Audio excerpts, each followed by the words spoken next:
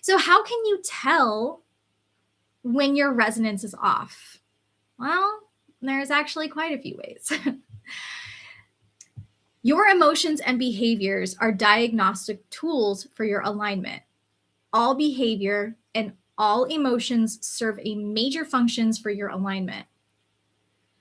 So some emotional indicators when you are aligned is you receive clarity, grounded confidence. So remember we talked about the fake it till you make it thing versus like confident, not arrogant, right? There is like sort of a sweet spot.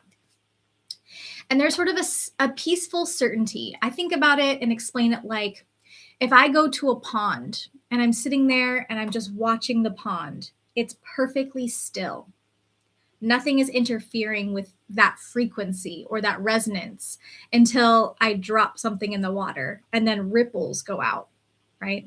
Those ripples have disrupted the peaceful certainty of the pond. Some misaligned emotions and something that I use as a major indicator for myself whenever I'm going to make a big decision or a big purchase or something like that, and I am about to leap into something that is not aligned for me. I feel confusion, urgency, dread, or turbulence. And usually urgency is a big deal because I used to tell like salespeople, if you don't give me a night to sleep on this, it's not for me. I'm not going to buy it. Okay. If you're going to tell me, well, tomorrow it may be gone, well, then tomorrow it may be gone and it wasn't meant for me, right? Urgency is a huge trap. It is a huge misalignment trap. And you should really like keep that in mind whenever you're about to make a big purchase or you're about to make a major life decision. If you feel rushed, even if it's you rushing yourself, pump the brakes, pull it back, and really proceed with caution. It doesn't mean that it's not meant for you. It just means that maybe something somewhere is not aligned and you need to take some time to investigate. Okay. Another one is dread. This is like a huge thing for me because whenever I make a big life decision in the past, what I would do is I would say like, okay, universe, if this is meant for me, send me a sign. And then I would immediately feel dread or worry, or if it offered me an option and I didn't like that option, I'd be like, oh, but I don't want that. Right? Well, why are you asking? You already know the answer. So if you're asking the universe for guidance and it's giving you the guidance and you're like, well, I don't want that. Well, that's a clear indication that it's not for you. Okay, so that's the emotional indicators.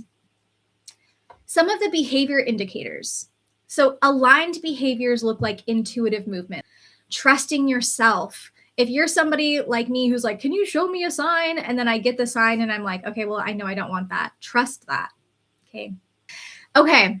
Some other misaligned behaviors that are indicators that something is not aligned for you. Procrastination, outsourcing decisions. Like I said, okay, universe, show me a sign. Waiting for signs, saying like, well, I'm just waiting for the universe to tell me it's time to go. Well, you know when it's time to go. Okay. Don't give your power so much away that you're not making your own decisions. Okay. Asking for direction is a major misalignment sign. We, as spiritual beings, we're not here arbitrarily, right? We weren't just born to live, right? We came to Earth to experience. We came here to experience everything and anything. Okay.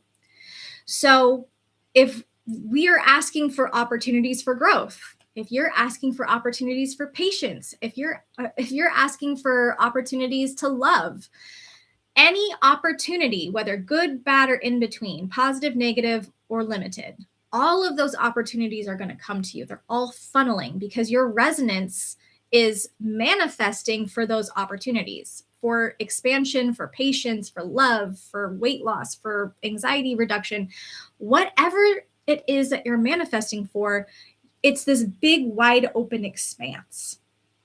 And so if you're asking the universe to show you a sign, like, for example, I remember saying, okay, universe, if I'm meant to get married, if it's in my highest good to get married, show me a sign. And the universe gave me a sign that it was in my highest good to get married. Well, yes, Yes, it was good. It was very good for me. I learned a lot about myself. I learned a lot about life. I learned a lot about what I deserve and what I don't deserve, and what other people deserve as well. Okay. I learned a lot about the world. But that doesn't mean I wouldn't have learned those lessons elsewhere, or I wouldn't have learned other amazing lessons in amazing different ways. It was in my highest good to experience, but it was also maybe not in my highest good because I could have experienced other amazing and expansive things as well. If I've already made a decision and then like, for example, when I decided to restart my YouTube channel, I was looking for confirmation because I couldn't decide if I was going to make a new channel or if I was going to revive my old channel. And so initially I had decided to make an all new channel, but then all of a sudden I saw all of these signs that were like, no, no, no, no, no. That is not the right option. The right option is reviving the old channel and then eventually making a secondary channel. And I was like, okay, well, that works too, right? So the universe is going to give you experiences because your main directive as a soul here on earth is to experience. So any experience is going to be positive in a way, right? Every experience is going to gain you knowledge and wisdom on your life's journey, which is why you're here. However, that doesn't necessarily mean that it's in alignment with the direction that you're going down, okay? For like the example of the relationship, I was really, really happy and am really, really happy being independent. And so being in the relationship taught me that there needs to be a balance. And if there isn't a balance, then it's not going to be healthy. And so when I started seeing that the relationship was not balanced, I moved out of it. I mean, it took a long time, but I finally did it, right? So that experience was necessary. But I could have learned that lesson by simply saying, no, I don't want the relationship, because I knew I didn't want the relationship in the first place, right? I'm going to talk about the ethical piece of this and why that matters.